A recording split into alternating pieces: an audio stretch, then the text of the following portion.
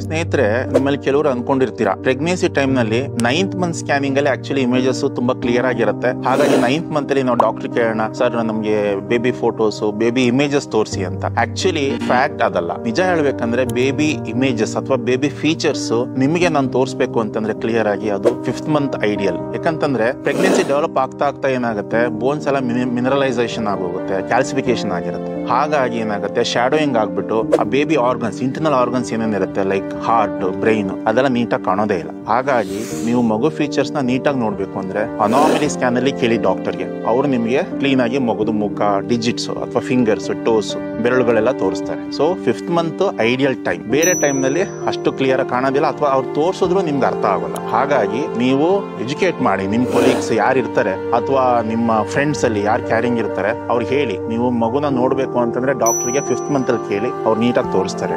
At the same time ಈ ವಿಡಿಯೋನ share ಮಾಡಿದ್ರು ಸಹ ನೀವು ಇನ್ಫಾರ್ಮೇಶನ್ ಸ್ಪ್ರೆಡ್ ಮಾಡ್ದಂಗಾಗುತ್ತೆ. Thank you.